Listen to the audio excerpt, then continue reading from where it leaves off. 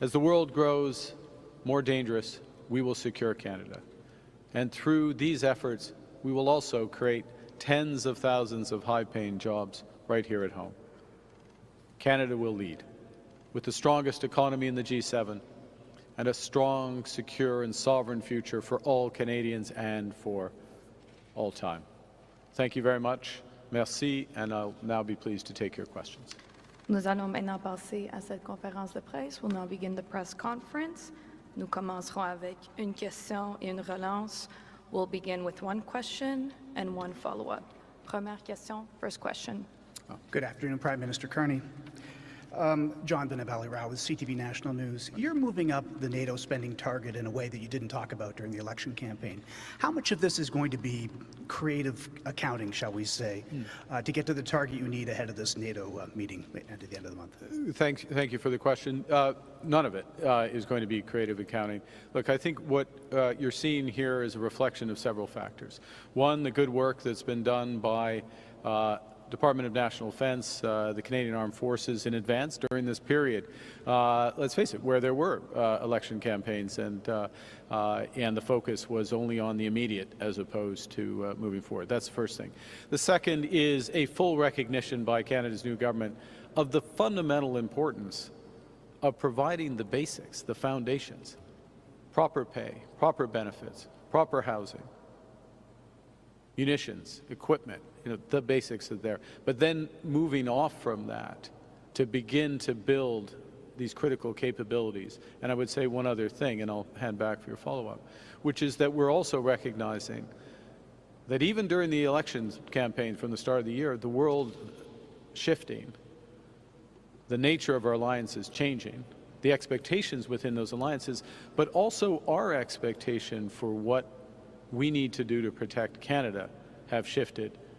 And when it's something as fundamental as defense of Canadian interests, you need to act, and that's why we're pulling things forward. There's still a massive procurement problem for the Canadian military. How do you intend to fix that with this announcement? Yeah, so part of this announcement, and it's an incredibly important question, if I can just expand on it for a moment, which is there's several aspects of procurement issues.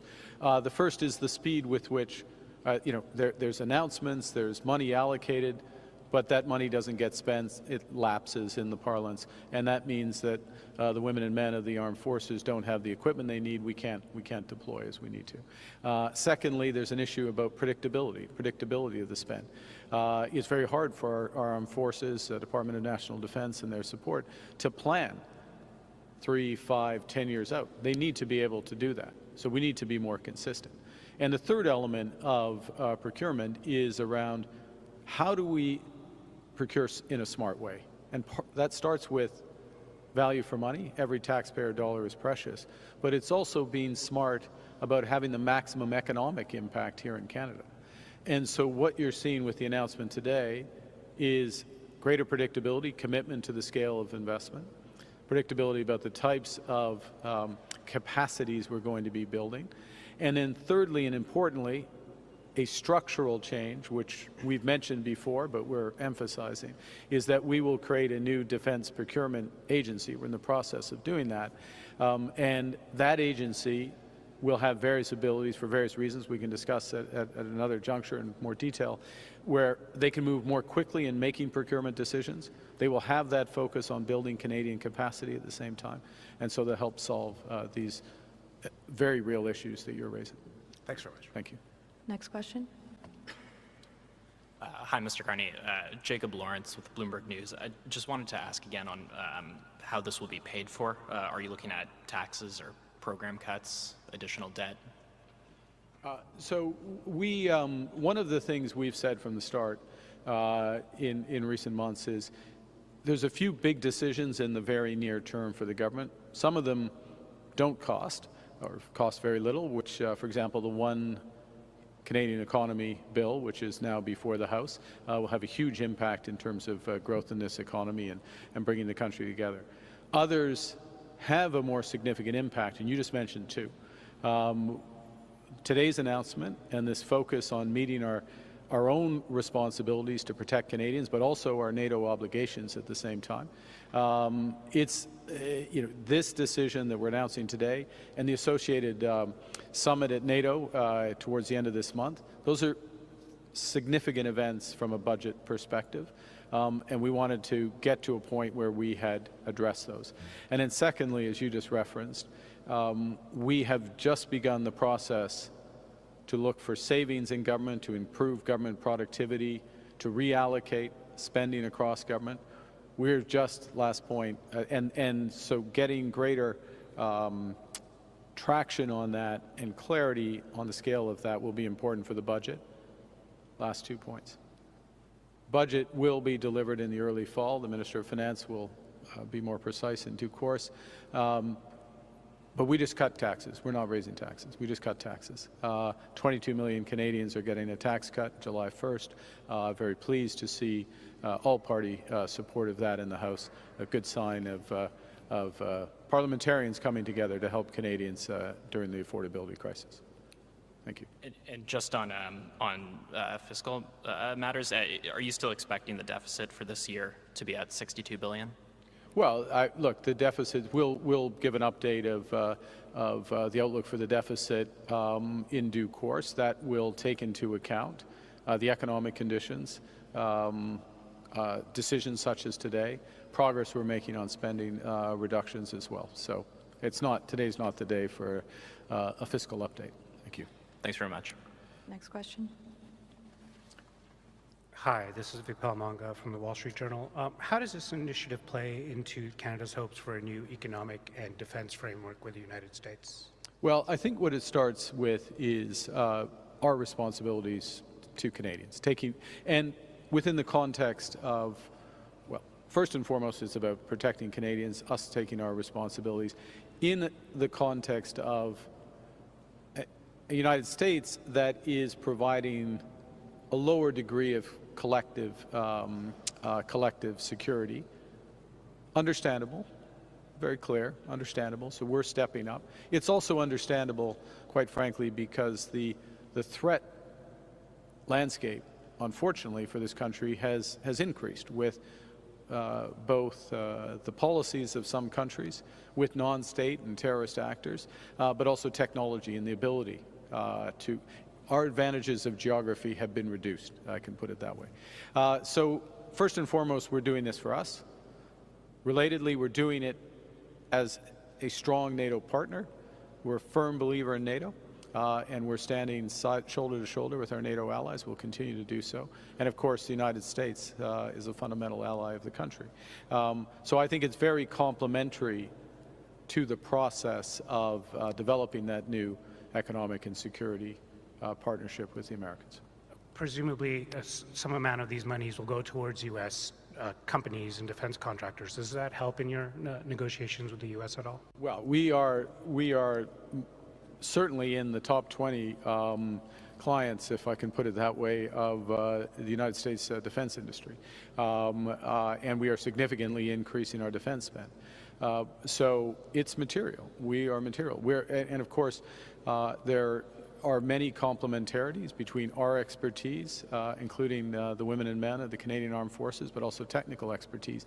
A complementarity which will only increase with what we're announcing today. I'll give you an example. Canada is absolutely one of the world's leaders in cyber and AI. There is a big focus in this defense package on developing our cyber and AI capacities, working in partnership. We're here in Toronto. We're a few blocks away from the Vector Institute, for example, and creative destruction labs. So building on those partnerships can be complementary to our relationship with the U.S. Thanks. Thank you. Next question. Hi, Prime Minister. Jeff Gray, Globe and Mail. I wanted to ask you about remarks you made this morning. You mentioned the word sacrifice. There's a debate going in Europe about this rearming that's underway, and there's a lot of talk about the effect that's going to have on social assistance and healthcare and so on. You did use that word today. Are Canadians going to have to sacrifice something, future healthcare increases or something to pay for in the long term, not just 2%, 3%, 5% more spending on the military? Well, I think the first thing is that it underscores, and I also made this, thanks for paying attention to the remarks this morning, but also made this point right at the outset, is there's no true security without economic strength. And this is true for defense and security. It's true for our social programs as well. We can't redistribute what we don't have. And so the importance, and that's why this government is so laser focused on building the strongest economy in the G7. So we can not just maintain, but enhance, if possible, our social model, our social framework, support each other. Some of these sacrifices will come, I think, in terms of, I'm going to give you an odd answer to this, but I believe this, which is it's going to require a degree of cooperation, consensus, a degree of speed that's going to be needed, both for the investments, nation-building investments that we're looking to move forward, as well as to build these defense capacity. And if I can just loop back to the earlier question about defense procurement, it's part of the reason why we are changing our procurement model. I'll go back to the speech then. Another remark you made talking about Canada's need to focus on Canada, to work with Europe, to maybe disentangle ourselves a little bit from the United States. Isn't it also, it's inevitable that our defense structure is going to be completely integrated with the United States? There's no way to get around that. Well, I would, you had me until you said completely. No, it's not inevitable. I would change from that line. We are very close and complementary defense partners with the United States. That will continue in many respects. I'll give you the example of ballistic missile defense in its broadest sense. NORAD as a component of the broader. It makes, there are many, many reasons for very close, if not enhanced, cooperation between Canada and the United States. And we are working intensively on the best way to do that. But there are other areas, and it can be with respect to certain elements of materiel, technologies across any element of the forces, including AI, cyber elements, where we are going to look to diversify. We're going to do more ourselves. We're going to look to diversify our partners. As you saw, I mentioned in the speech, it isn't news, but we are in close discussions with our European partners to join ReArm Europe. That will be an element of diversification. That's just smart. It's better to be diversified. It's better to have options. It's better to have different supply chains and broader partners. And of course, what we're talking about, last point, is diversifying with our closest allies. Right? These are our closest allies in Europe that we diversify with, and it will be to the benefit of the Canadian people. Thank you. Next question. Hello, Prime Minister. Nathaniel Dove with Global News. You said during the campaign with regards to national defense, you don't start with a percentage of GDP or what can be an arbitrary figure when it comes to national defense. Can you explain why you changed your position so that now we are hitting 2% much faster than you originally said? Well, actually, it is the same position. It's looking at all of the elements on the ground, starting with the very basic elements of the foundations of the Canadian forces. Pay, the lodging, munitions. I'm being simple, but I could give you very large. Just the day in, day out experience, both of the individuals, the support they have, the support our veterans have, but as well the equipment that they have on in protecting us on the battlefield. We see the strains, for example, with respect to the relatively limited operational readiness of some of our aircraft broadly speaking, with respect to all that's being called on our military right now, including with the fires. And I want to full credit to the two individuals and the people they represent behind me for the full support they have given in massive evacuations and timely evacuations working with the provinces. But we need to build up that capacity, and seeing that, knowing that, and knowing we can act on it makes sense to act now. And then the second thing is the scale of the what I would call the enhancing our military capabilities across cyber, AI, critical minerals, other elements of that, there is an immediate need or immediate opportunity now. It happens that that puts us in a position where we're not just at 2, we're above 2, probably round it to 2.1% of GDP, okay, for what it's worth.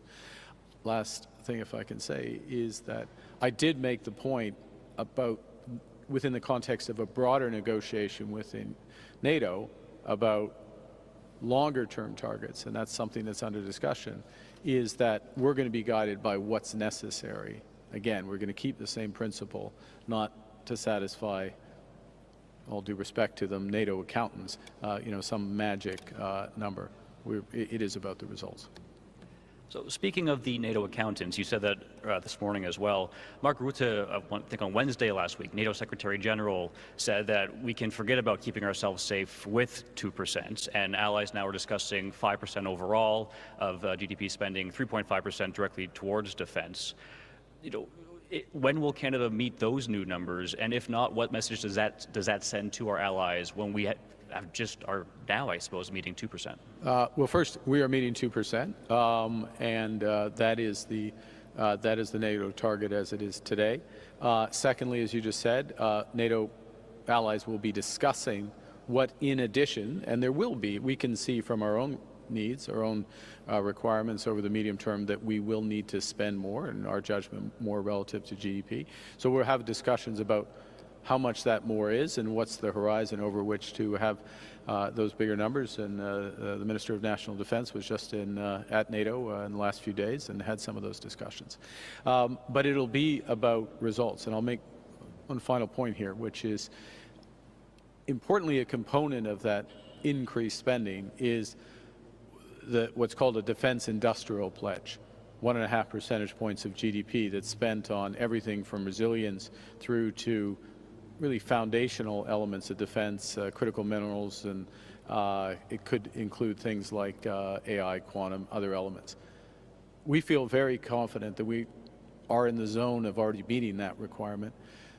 We also have a strategy, and look, we've got the signalers here, we've got expertise literally in the room. We have a strategy that's looking to really build on those elements anyways. So I think we're at 2. That extra 1.5, in that case, defense industrial pledge, is something we feel very comfortable about, both the need and our ability to deliver on that. When you move beyond that, it'll be a discussion, and it's this discussion about results. Defense is it literally is to keep our citizens secure, and we'll do what's needed. Thank you. Thank you. Next question. Hey, Barbara with iPolitics. So this Friday, you signaled desire to re-engage with China to improve market access for Canadian agricultural producers. And our outlet had an interview with the Taiwanese ambassador recently. He warned against cozying up to Beijing because of its tendency to use trade as a political weapon. Why are you putting any trust in China at this time? Well, the first thing is, China is the second largest economy in the world. It is our second largest trading partner, and we have not had engagement with them on matters related to trade. The last time our formal trade mechanism met was, I believe, it was 2018, 2019, our so-called JETC had met. So, we're starting from a pretty low base here. Secondly, the real damage has been done to our agricultural sector, our fisheries, because of Chinese tariffs. We think they're unjustified. We need to engage to have those discussions with them. So there are degrees of relationships. This is a recalibration of the relationship. Thank you. I want to ask on housing as well. So housing groups have been calling on your government to extend the first-time home buyers GST rebate to all new home buyers to help accelerate housing construction. Premier Ford also said that he talked to you recently about that. Is this something you are considering? Well, I'd put it this way. We're talking about first-time home buyers and a full GST rebate on homes up to $1 million. And still a substantial, it's a sliding scale, up to $1.5 million. What we're looking to is to help younger Canadians getting their first home, and others getting their first home. When you move beyond $1.5 million, we're in a different calculus. I mean, we're in Toronto, but I know the housing market here, it's expensive, but we are talking about first-time home buyers, grading affordability for them, $50,000 maximum off the price of the home, which seems appropriate.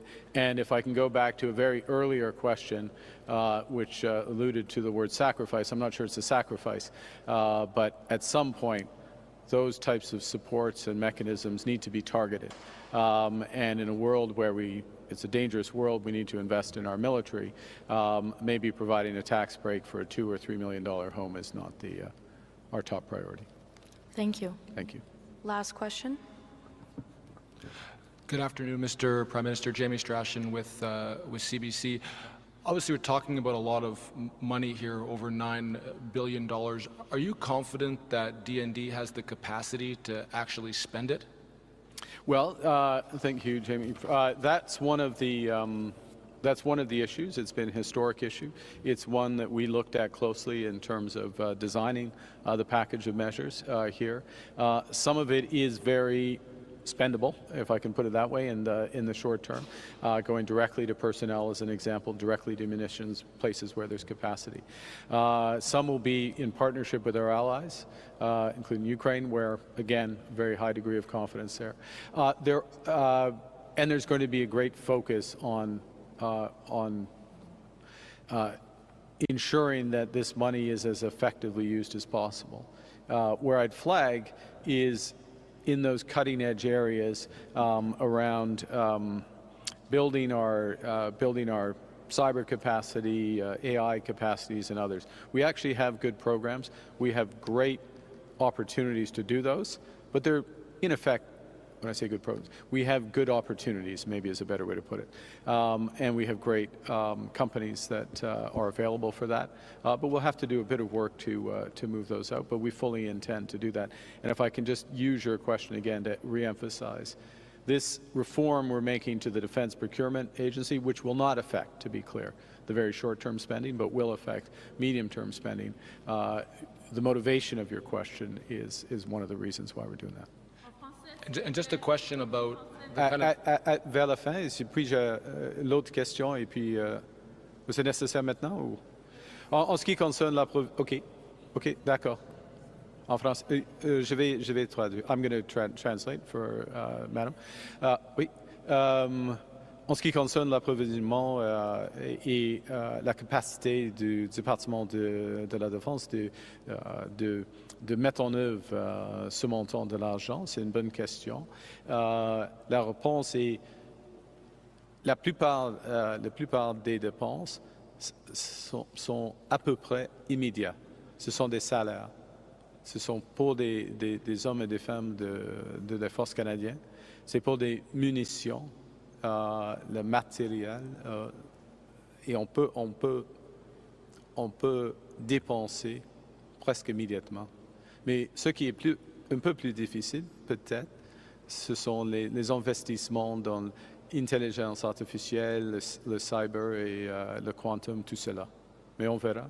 Et c'est une des raisons pour lesquelles nous sommes en train de créer une nouvelle département d'approvisionnement pour le ministère des Défenses, pour des dépenses.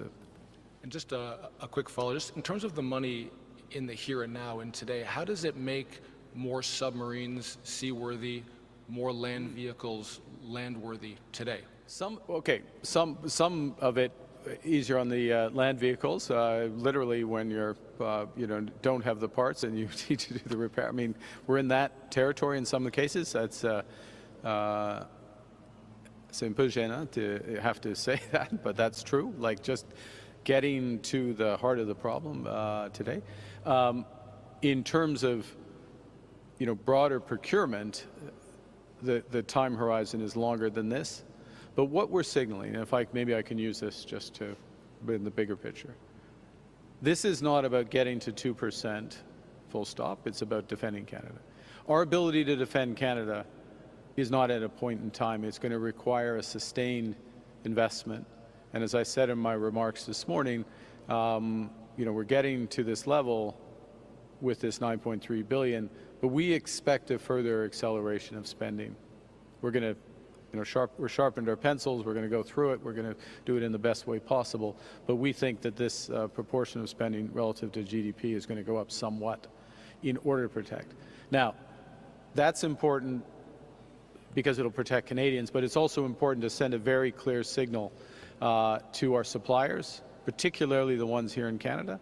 And it's important, and I think it's the right place to finish, to send a very clear signal to the men and women who are protecting us, that we're going to be there for them, and that there are great careers in the Canadian Forces, and that those careers are going to build over time.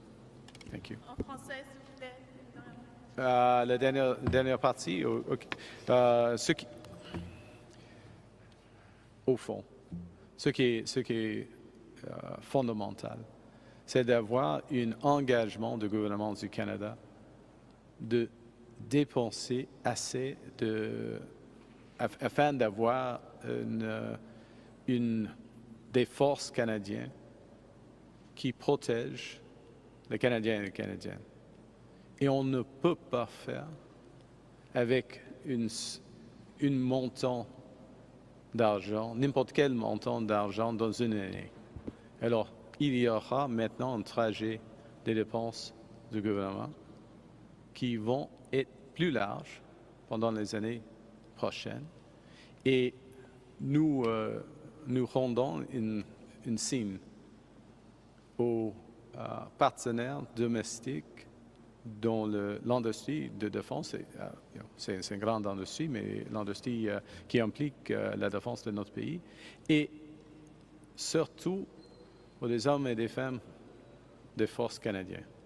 Il y a des bonnes carrières ici. Ils et elles nous protègent et nous allons fournir les montants et la matériel qui seront nécessaires de protéger les Canadiens et Canadiennes. Merci beaucoup. Merci. Ceci met fin à la conférence de presse d'aujourd'hui. Thank you. This concludes today's press conference.